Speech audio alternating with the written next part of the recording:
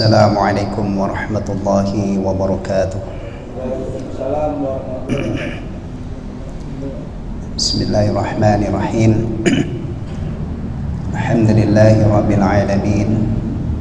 Assalatu wassalamu ala sayyidil anbiya'i wal mursalin nabiyyina Muhammadin al-mab'uuthi rahmatan lil alamin wa hujjatan 'alal khalaiqi ajma'in wa ala alihi wa azwajihi wa dhurriyyatihi wa sahabatihi wa man tabi'ahum bi ihsanin ila yaumiddin. Amma ba'd. Jamaah sekalian, ikhwatal iman rahimani wa rahimakumullah. Alhamdulillah, Allah tabaraka wa ta'ala masih memberi kesempatan kepada kita untuk menambah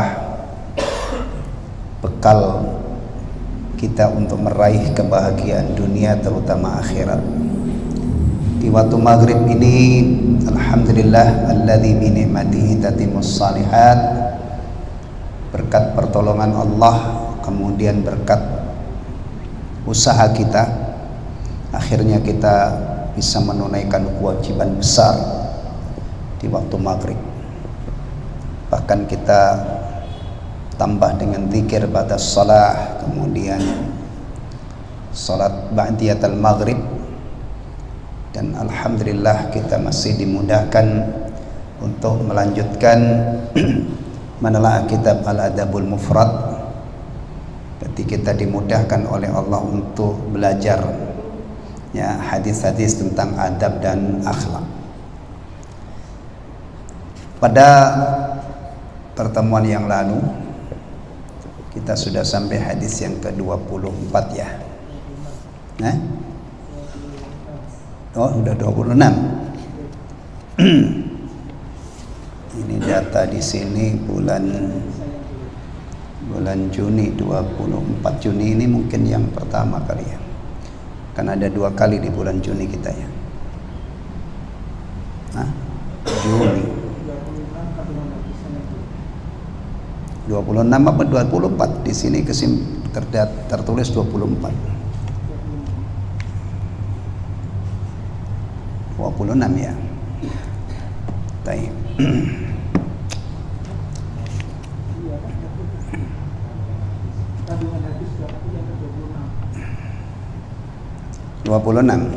Belum selesai kandungannya ya. Baik. Bisa salah ya data saya ya, padahal tertulis. Salah nulis saya ya. Baik. Oh, itu awal Juli ya. Juli yang pertama ya. Pertemuan di bulan Juli itu berarti ya. Kan ini Juli yang kedua ya. Oh, tayyib ya. Baik. Ini tadi data bulan Juni. Padahal bulan Juli kita sudah pada pekan yang berapa itu? Kedua ya. Nah, ini keempat kan? Tayyib. Fiqhul hadis, kesimpulan atau pelajaran yang dipetik dari hadis yang mulia ini. Yang pertama, tahrimu syatmil walidain, haram mencaci maki kedua orang tua. Ikhwatal iman rahimani wa rahimakumullah. Kalau orang itu 27 ya, ke-26. Fiqhul hadis yang ke-26. Afwan, itu nanti insyaallah sebentar lagi kita. Jawazul bai'i wasyira'i 'inda babil masjid. Boleh berjual beli di gerbang masjidnya, tapi bukan di dalam masjidnya. Ini diambil dari mana kesimpulan ini? Umar bin Khattab radhiyallahu anhu ya, sedang bersama Rasulullah sallallahu alaihi wasallam. Lalu Umar itu melihat ada kain bercampur sutra yang dijual. Kemudian Umar radhiyallahu anhu nyatakan belilah kain ini ya Rasulullah, pakailah di hari Jumat atau ketika menyambut para delegasi atau tamu ya, karena kainnya itu sutra. Rasulullah SAW tidak berkenan, tidak mau membeli karena kainnya sutra. Baik. Tsani, kesimpulan yang kedua, tahrimul hariri 'ala rijali wa ibahatihi lin nisa. Haram memakai sutra bagi kaum laki-laki dan boleh untuk kaum wanita. Tolong perhatikan ya, begini ini ketentuan syariat. Jangan dilawan. Belajarlah untuk tunduk patuh terhadap apa yang ditentukan oleh Allah. Insya Allah selamat. Alhamdulillah kalau sutra ini kan tidak banyak yang melanggar ya, ya kan? Karena umumnya sutra ini sangat elit banget ya, harganya juga gak kira-kira. Batik sutra itu bisa puluhan juta, sarung BHS sutra itu puluhan juta. Udah nggak usah pakai yang mahal-mahal karena dilarang gitu ya. Nah ini ada pasangannya. Kalau di sini ini sebenarnya disebutkan sutra, tapi dalam hadis yang lain itu adalah emas, tidak boleh dikenakan oleh kaum laki-laki, boleh untuk wanita. Sekali lagi begini nih, tolong ya kita belajar untuk tunduk dan patuh terhadap apa yang ditetapkan oleh Allah. Jangan sampai kita ini orang Islam, tapi kalau sudah tahu ketetapan-ketetapan yang ditetapkan oleh Allah dan Rasulnya dalam agama ini, kita tidak peduli ya. Hidupnya orang Islam, pedomannya orang Islam itu ya syariat Allah, syariat Islam yang mulia ini, kitabullah dan sunnah Nabi sallallahu alaihi wasallam. Kadang-kadang ada orang beragama Islam hanya menghindari emas saja nggak bisa, pakai kalung lah, pakai ini, hobi, naudzubillah min dzalik, melawan syariat Allah Subhanahu wa taala. Padahal kalau dia bersabar ya, insya Allah nanti diganti oleh Allah. Kita kalau mengkaji ayat-ayat surga ya, ayat-ayat surga itu ternyata ada hal-hal yang diharamkan di dunia ini karena belum saatnya dinikmati oleh orang mukmin. Maka seharusnya orang mukmin menghindari sutra, menghindari khamr, menghindari zina, menghindari apalagi tadi pakai emas. Memakai emas itu seharusnya dia punya motivasi yang sangat kuat. Saya tinggalkan ini semua karena Allah, dan mudah-mudahan nanti dapat ganti. Jangan sampai orang Islam ini justru ya, apa saja yang dilarang oleh Allah dia tidak bisa meninggalkan. Jangan sampai ya. Toh kalau orang laki-laki hidup tanpa emas itu tambah maju, tambah keren, kelaki-lakiannya juga tidak akan menyusut ya kan. Dan yang lain selain emas juga banyak. Antum pengen jam tangan yang mahal tapi tidak emas yang halal dipakai, mau yang puluhan miliar atau sekitar 1, sekian miliar harganya. Banyak pilihannya yang tidak pakai, yang tidak terbuat dari emas ya. Tolong ikhwatal iman ya, hidup ini kita tidak mungkin 2 kali di dunia ini. Kesempatan kita untuk bertaat kepada Allah itu tidak mungkin 2 kali. Kalau kita sudah mati sudah bablas, gak mungkin diputar balik, kita akan kembali ke dunia. Orang-orang yang gagal di dunia ini untuk taat kepada Allah, beribadah kepada Allah, mereka nanti melolong-lolong, dijerit-jerit, merengek-rengek di neraka, minta dibalikkan lagi ke dunia. Apa yang mereka ingin lakukan? Ingin beramal soleh, tidak seperti dulu. Tolong ya, ini apa-apa yang ditetapkan dalam agama kita ini kita hormati, kita junjung tinggi. Kalau kita melanggar, secepatnya kita bertaubat, beristighfar, balik ke jalan yang benar ya. Itu salah satu solusinya ya. Karena kalau kita seandainya sudah melakukan maksiat tapi kita bertobat kepada Allah, pasti kita akan temukan, kita dapati Allah Maha penerima taubat. Tayyib. Wa ibahatu ihdaihi wa ibahatu akhdhi thamanihi. Itu perhatikan ini. Kalau dipakai oleh laki-laki itu haram. Sutra ya, apapun, mau kemeja, mau sarung atau apalah, atau surban misalnya ya, boleh untuk wanita. Untuk wanita ini biasanya ya, tentunya untuk gaun wanita ya. Kalau wanita pakai sutra halal, tapi boleh dihadiahkan dan boleh diambil harganya. Antum misalnya dihadiahi orang sutra ya, terima. Antum jual misalnya ke orang lain, harganya boleh diambil. Karena Rasulullah SAW menghadiahkan sutra kepada Umar.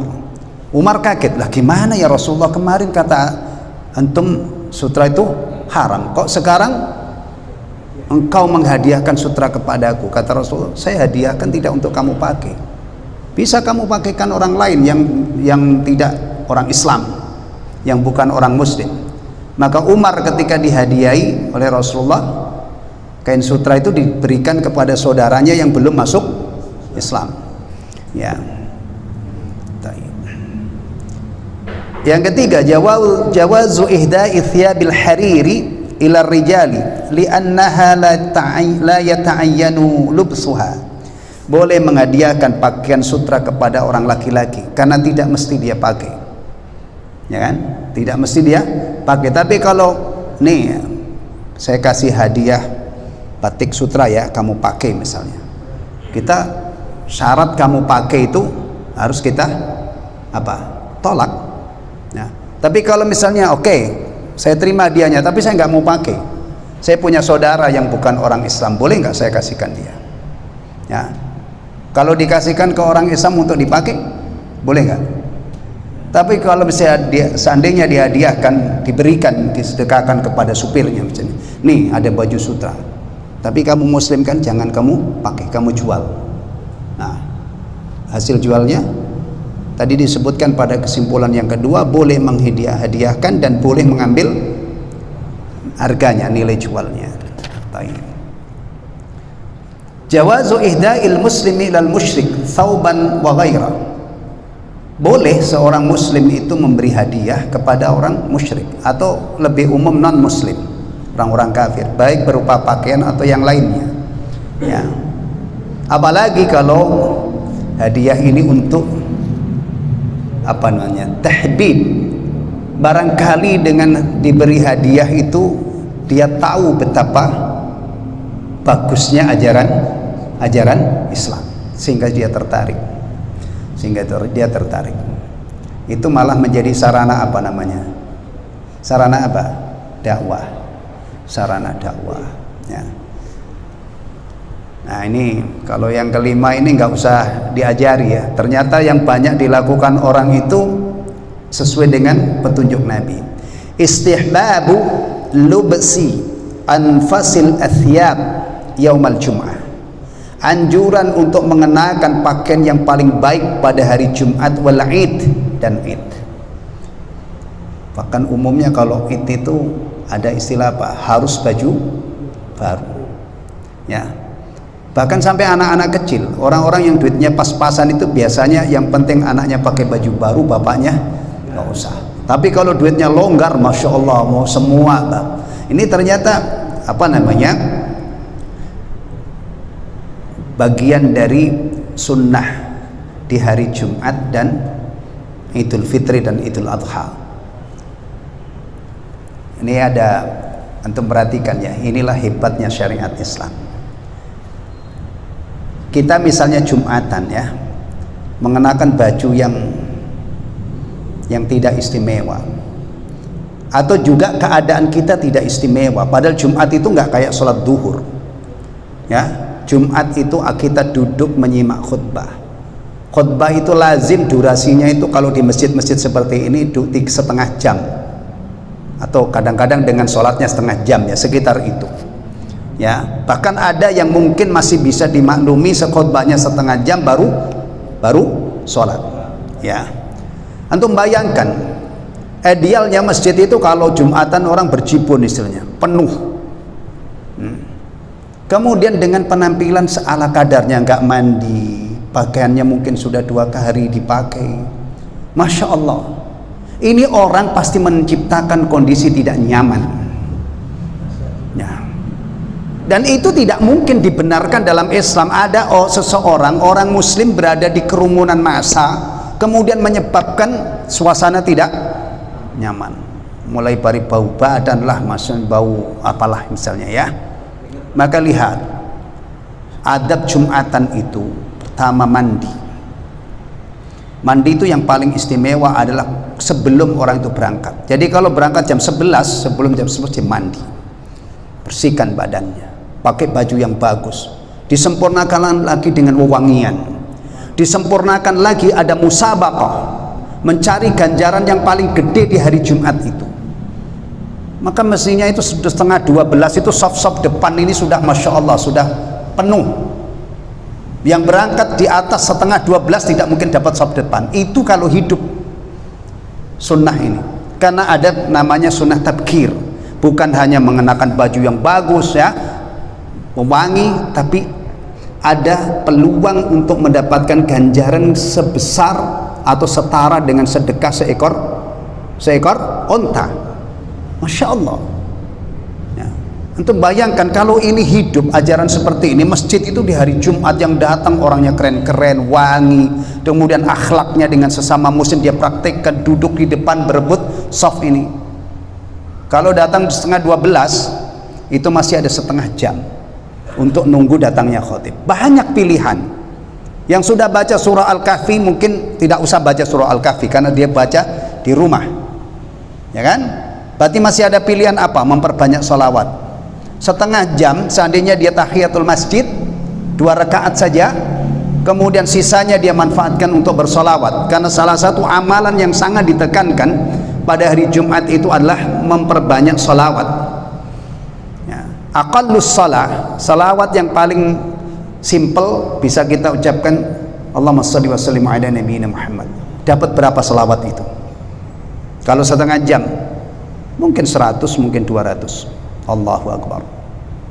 Inilah isinya hidup orang muslim setiap hari ya. Ada sholat, ada zikir, ada tilawatul Quran, ada ihsan kepada manusia.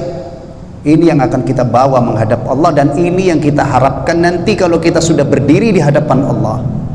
Kita menginginkan supaya kebaikan kita diterima dan diberi balasan ya. Seharusnya hidupnya orang Islam itu ya istimewa seperti ini. Taib. Kalau ini udah nggak usah di ini ya. Demikian juga kalau menyambut tamu, nyambut tamu ya. Apalagi kalau orang itu mengundang, nah, biasanya itu Masya Allah ya, sudah istimewa banget lah kalau ini. Ada yang pakai jas, ada yang pakai pakaian batik, ada yang pakaian adat juga ya. Biasanya kalau nikahnya orang Padang, biasanya untuk menyambut tamu dia mengenakan pakaian ala Padang ya. Baik, udah nggak usah di ini, tapi ternyata ini adalah bagian dari yang diajarkan di dalam agama kita ini. Jumatan, Id, pakai pakaian yang paling bagus ya. Sadis, yang keenam, jawazu silatil aqarib al-kuffari wal ihsani ilaihim. Boleh menyambung kerabat karib yang kafir dan berbuat ihsan kepada mereka.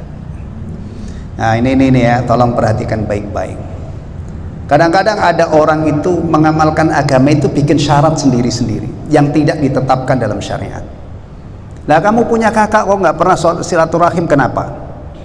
Kakak saya itu orang brengsek misalnya. Hah? Memang silaturahim dengan kakak itu disyaratkan orangnya soleh. Bahkan ini tadi kesimpulan ke-6, kafir sekalipun ini masih ada peluang untuk silaturahim. Bukankah kalau orang Islam itu dia muslim dan kakaknya belum muslim, mestinya dia ingin kakaknya itu dapat hidayah seperti dia. Apalagi kalau orang itu tahu bahwa orang itu kalau nggak muslim mati dalam keadaan tidak muslim nggak mungkin bahagia sama sekali, sejak dicabut nyawanya sampai tidak ada batasnya. Mestinya dalam kondisi seperti ini, mumpung masih ada kemungkinan, orang itu kalau masih hidup masih kemungkinan untuk dapat apa? Hidayah. Dan hidayah itu kita tidak tahu diberikan oleh Allah kepada siapa, kita tidak tahu. Siapa tahu, karena kalau adiknya yang sudah muslim ini dia tunjukkan hebatnya ajaran Islam, dia tunjukkan bagusnya ajaran Islam, siapa tahu itu menjadi penyebab Hidayah. Antum kalau menelusuri orang-orang mendapat hidayah itu Masya Allah, nggak terduga, ya kan? Banyak orang yang dapat hidayah itu karena adzan misalnya. Ada orang yang mendapatkan hidayah itu karena mimpi. Ada orang yang mendapatkan hidayah karena apa? Karena melihat kebenaran Islam. Para ilmuwan, profesor, para ilmuwan yang masuk Islam itu rata-rata karena dia membuktikan, dapat bukti tentang kebenaran Al-Quranul Karim. Sudah banyak yang ahli forensik, yang yang berbagai macam orang-orang hebat, ilmuwan hebat pada masuk Islam, bermuara di Islam karena dia melihat ternyata ayat Al-Quran itu benar. Ya. Taib. Bab yang ke-14, bab la yasubbu walidai, bab tidak boleh mencaci maki kedua orang tua. An Abdullah bin Amr qal radhiyallahu an, dan dari Abdullah bin Amr semoga Allah meridainya, beliau berkata, qala an-nabiy sallallahu alaihi wasallam, Nabi sallallahu alaihi wasallam bersabda, minal kabairi an yashtuma ar-rajulu walidayhi. Salah satu dosa besar atau termasuk dosa-dosa besar adalah seseorang mencaci maki kedua orang tuanya. Seseorang rojul, berarti ini rojul ini statusnya apa? Mencaci maki kedua orang tua, berarti anak mencaci maki kedua orang tua. Faqalu, maka para sahabat bertanya, kaifa yashtum? Bagaimana ya Rasulullah seorang anak kok mencaci maki kedua orang tuanya? Nih perhatikan nih ya. Orang itu kalau agamanya baik, soleh, benar-benar faham Islam dan dia pegang teguh, ya, membayangkan seorang anak mencaci maki orang tua itu jauh. Gimana? Nggak ketemu. Tapi kalau orang ini nggak paham Islam, meskipun mengaku beragama Islam, nyembelih mamanya, nyembelih orang tuanya, itu mungkin terjadi. Sama orang itu kalau agamanya bagus, ya, itu ada namanya diberi imunitas oleh Allah, tidak minat dengan hal-hal yang jorok. Dia bisa melihat bahwa sesuatu itu sangat menjijikkan. Orang-orang yang mengenal Islam kemudian istiqamah berpegang Islam, yang namanya zina, membayangkan zina itu, naudzubillah min dzalik, membayangkan makan yang haram. Orang yang baik agamanya tidak mungkin dia ada keinginan untuk gimana sih nikmatnya makan babi itu. Allah jaga orang-orang yang bertakwa itu, nggak ada keinginan untuk itu, bahkan membayangkan itu saja nggak. Bahkan kalau misalnya ada tempat makan berdekatan dengan tempat menjual itu, dia nggak resep. Antum kalau ke Sumarekon sana itu ya, itu ada bagian pojok sana itu warna pink itu jual B2. Sampingnya sini yang deret sini ini ada soto Betawi, makanan halal semua. Ya, itu kalau orang yang baik agamanya, saya yakin pasti dia milih menjauh dari tempat itu. Deket-deket saja itu nggak resep, nggak sedep, dijaga oleh Allah Subhanahu wa taala. Maka ini ikhwatul iman ya. Ini kita agama ini kalau kita tekuni, insya Allah ya, lama-lama kita itu sampai kepada suatu tingkat tidak minat melakukan yang ini. Ya, kita itu merasa gelisah karena dosa-dosa kita, ya Allah, ini sholat tidak khusyuk, ini lain, ikhlas itu susah banget. Akhirnya dia itu selalu merasa kualitas ibadahnya ini berkurang. Kalau orang yang seperti ini tentu tidak akan mudah dia melakukan maksiat. Orang ketaatannya saja yang dia lakukan, dia masih khawatir, masih melihat kekurangan-kekurangannya. Taib. Ya. Maka sahabat itu bertanya, kaifa yashtum? Maksudnya bagaimana anak mencaci maki orang tua? Kalau zaman sekarang ketika sholat pun sudah tidak diagungkan, bisa jadi orang tua ini tidak ada harganya di mata anak. Ya. Lalu dijelaskan oleh Rasulullah SAW, ternyata kasusnya itu bisa seperti ini. Qal yashtumur rajul, anak ini mencaci maki seseorang. Ya. Fayashtumu abahu wa ummahu. Lalu karena dia dicaci maki, maka dia balik mencaci maki kedua orang tuanya.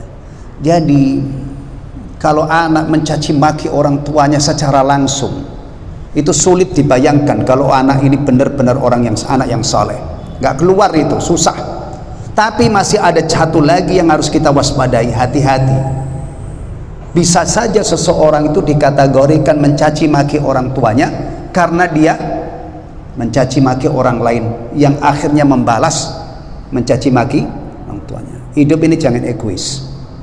Antum kalau pengen dimuliakan orang, muliakan orang. Kalau orang tua kita pengen dimuliakan orang, jaga ucapan kita, jangan sampai orang tua kita itu menjadi sasaran caci maki karena ulah kita. Dah. Iya. Antum kalau kepengen ulama-ulama yang antum hormati itu dimuliakan orang, hormati ulama orang lain. Bahkan dalam Al-Quran itu kita dilarang mencaci maki agama dan sesembahan orang lain yang jelas-jelas batil, tapi tidak boleh kita caci maki. Karena kalau itu dicaci maki, nanti balasannya yang jadi sasaran caci maki siapa? Allah, Rasulullah, Al-Quranul Karim. Sesembahan selain Allah itu jelas batil, karena yang hak disembah dan ibadah itu hanya Allah. Tapi tidak boleh kita termasuk kalau antum meremehkan syiar-syiar agama lain, bisa jadi ibadah kita ini juga jadi bulan-bulanan mereka. Coba bayangkan kita berdiri di waktu maghrib menghadap kiblat, ya kan? Kemudian kita kompak, semua gerakan makmum itu setelah imam takbiratul ihram, awas jangan bareng, dan juga jangan terlambat terlalu lama. Allahu Akbar. Makmum semua makmum Allahu Akbar. Ketika imam sudah rukuk, maka komandonya kan takbir ya, namanya takbir intikal. Allahu Akbar, kita rukuk semua. Ini bagi kita ini ibadah azimah, ibadah yang sangat agung. Sholat 5 waktu itu ibadah azimah, nggak boleh ditinggalkan dalam keadaan apapun kecuali wanita yang haid nifas. Tapi itu bagi kita ibadah, tapi bagi orang lain di luar Islam itu pada ngapain itu? Kalau kita lancang mencaci maki ibadah mereka, praktek ibadah mereka, mereka pun akan mencaci maki sholat yang kita lakukan. Itu ngapain orang Islam itu berdiri nunggang-nungging? Nah, kalau mereka yang bukan orang Islam kan begitu. Ngapain itu orang pada mokok makan? Bodoh amat, bego amat. Hidup dipersulit dari itu orang-orang Islam tuh dari fajar sampai maghrib ya mokok makan katanya. Kalau kita orang Islam ini ibadah azimah juga, ibadah tahunan, ya kan? Puasa Ramadan itu salah satu rukun Islam, tapi orang lain melihatnya. Maka supaya orang itu tidak lancang menghina syiar-syiar agama kita, kita juga jaga lisan kita, ya. Dan hidup itu memang teorinya begitu. Anda sopan, kami segan. Antum jual kesopanan kepada orang, antum akan diseganin orang. Antum muliakan orang, antum bertutur kata yang baik, insya Allah balasannya juga tutur kata yang baik. Bahkan kalau kita dapat kata-kata yang tidak baik, orang Islam itu masih unggul. Jangan antum kotori mulut antum mengimbangi orang-orang yang mulutnya kotor. Wa ibadur rahmanil ladzina yamshuna 'alal ardi hauna wa idza khatabahumul jahiluna qalu salama. Itu kerennya orang mukmin. Kalau di jalan, kalau mendapatkan ucapan-ucapan yang tidak baik, dia tetap istiqamah, dia tidak terpancing, dia tidak membalas dengan kata-kata kotor yang mereka ucapkan itu. Tayyib. Kesimpulan hadis yang ke-27. Tahrimu syatmil walidain, haram mencaci maki kedua orang tua. Min uquqil walidaini ta'riduhuma lis-sabbi wal ihanati min qibalil akharina lahum. Oh, ini kalau kita kembangkan ya. Mencaci maki saja itu haram. Bagaimana kalau sampai menyakiti fisiknya? Antum pernah dengar di negeri kita ini ada orang membunuh anak? Ada. Banyak membunuh. Kasus yang terakhir itu di mana itu, Magelang ya, yang bunuh ibunya bapaknya, kemudian kakaknya. Kakaknya itu mau nikah lagi, Masya Allah. Ya, pernah terjadi. Mungkin sekarang sedang proses hukum atau mungkin orangnya sudah dipenjara. Itu belum lama. Tapi karena kita itu sudah sering mendengar begini, tidak menjadi heboh. Sebentar juga hanya hangat di berita beberapa ini, padahal tuh kasusnya sampai segitu parahnya. Kalau sekarang kan yang ini ya, yang mutilasi itu, ya, muslim mahasiswa Universitas Muhammadiyah Yogyakarta UMJ dimutilasi. Allahumma firlahu warhamhu wa'afi wa'afan. Muslim kan dia ya? Muslim bukan? Setahu saya Muslim. Berarti kita doakan mudah-mudahan Allah ampuni dosanya, Allah rahmati. Ya, dipotong-potong, sampai direbus segala. Astagfirullah, ini terjadi di negara kita. Bahkan saya mengikuti berita ini, ada pakar apa namanya, disiplin apa namanya itu, kriminologi ya, atau apalah, dari dosen UGM mengatakan ini akan terjadi yang lebih kejam lagi. Karena kalau dibaca dari peristiwanya ini ternyata pernah terjadi, kemudian ditiru. Nah ini kalau sekarang sampai mutilasi itu sampai separah itu, prediksi ini nanti akan menginspirasi orang lain, nanti akan dia lakukan lebih keji daripada yang ada. Jadi makin hari makin potensi kekejamannya itu makin luar biasa. Na'udzubillah min dzalik ya. Padahal nyawa itu dalam ajaran Islam harganya mahal banget. Ya, kita itu kalau belajar dosa-dosa besar dan merujuk ke kitab Al-Kabair yang ditulis oleh Imam Adz-Dzahabi rahimahullah, itu setelah menyekutukan Allah itu membunuh.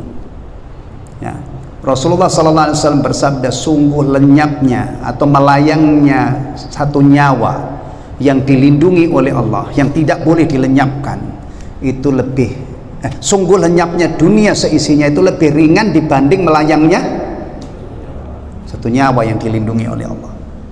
Begini-begini juga sudah jarang yang menyuarakan ya. Sudah jarang orang Islam itu mengetahui bahwa membunuh itu separah itu. Ya saya yakin kalau hanya mengetahui bahwa membunuh nyawa yang dilindungi oleh Allah itu termasuk dosa besar, insya Allah masih terjaga sampai di level ini. Tapi kalau melayangnya, lenyapnya dunia seisinya ini lebih ringan dibanding dengan, sama seperti zina ya. Ada nggak orang Islam sehari ini yang tidak tahu kalau zina itu dosa besar? Tinggal di Bekasi, kecil kemungkinannya. Kalau sampai nggak tahu, kita akan tanya, kemana saja kamu sekarang? Ilmu itu di Bekasi sudah kayak banjir. Kajian-kajian ilmiah tuh banyak banget. Masa nggak tahu dosa besar? Nah, zina itu dosa besar. Masih tahu ya? Tapi kalau ditanya, tahu nggak kamu bahwa menjinahi istri tetangga, wow, itu lebih berat berkali-kali. Ini mungkin dari sini banyak yang nggak tahu, cuman taunya dosa besar. Tapi sabda Rasulullah mengatakan, sungguh berzina sekali dengan istri tetangga itu lebih ringan daripada zina 10 kali istri ya atau wanita yang bukan tetangga, yang lain. Tapi gilanya itu zaman sekarang ada ini, selingkuh itu indah katanya. Astagfirullahaladzim. Apalagi selingkuh dengan istri tetangga itu apa istilahnya, sedep lah gitu. Innalillahi wa inna ilaihi raji'un. Tayyib.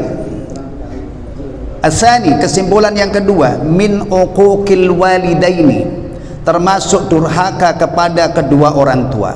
Ta'riduhuma lis-sabbi wal ihana, yaitu apa namanya, memposisikan orang tua sasaran caci maki dan penghinaan, min qibalil akharina lahuma, dari pihak-pihak lain kepada mereka berdua. Itu tadi ya, mencaci maki orang tua secara langsung itu kalau orang yang agamanya bagus, muslim soleh, itu nggak kebayang, nggak keluar kalimat itu ya kan. Bagi orang-orang yang biasa beradab terhadap orang tuanya, ngomong saja tidak berani membentak-bentak, nah, kemudian mencaci maki, sulit dibayangkan.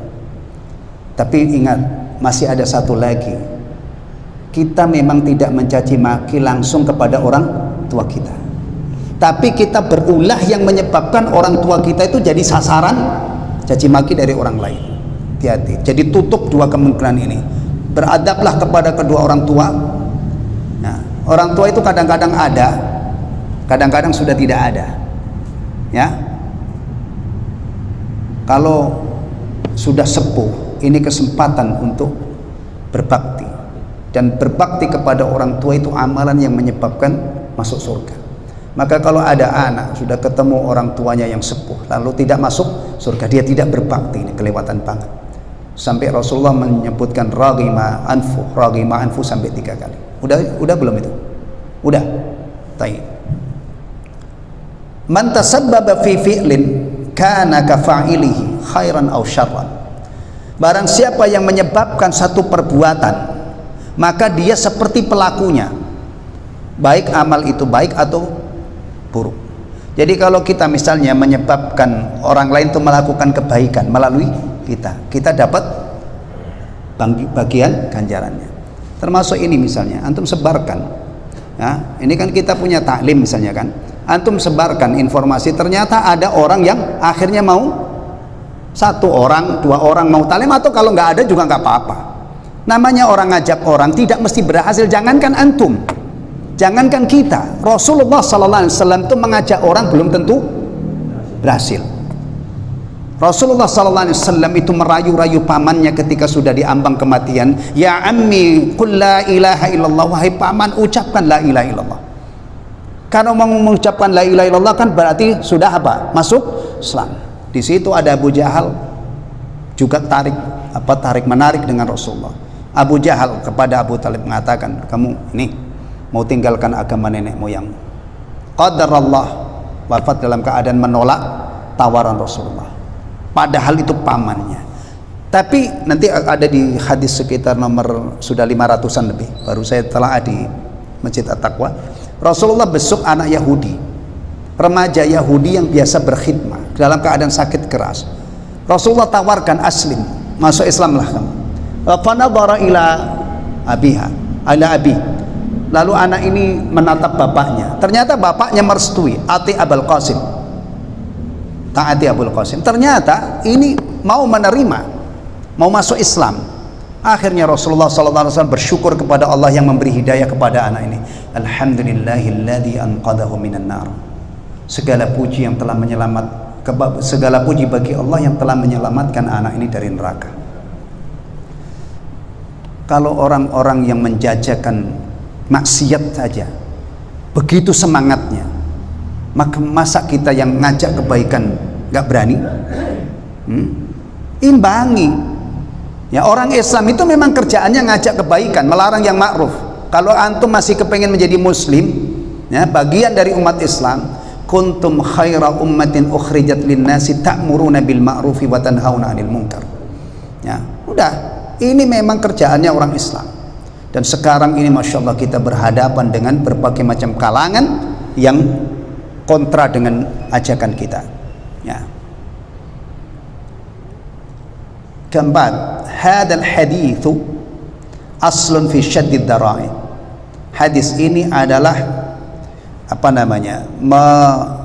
menguatkan prinsip saddud darai.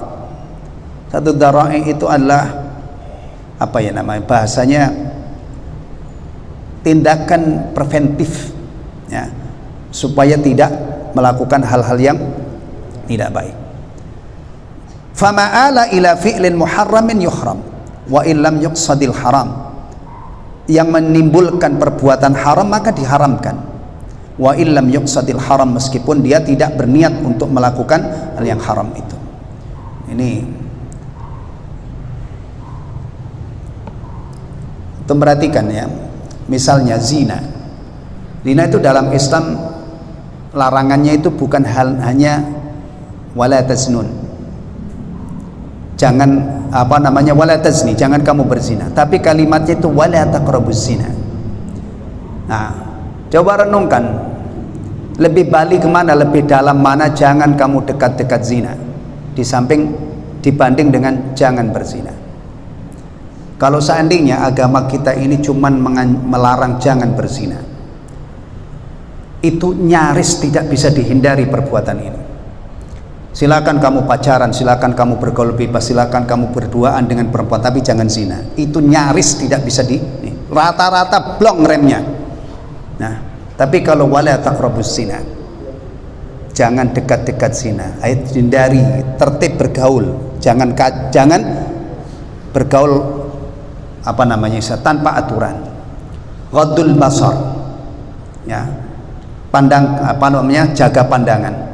Kalau seandainya dalam agama silahkan lihat semua yang kamu lihat, gambar-gambar porno, adegan porno, nggak apa-apa lihat, tapi jangan zina.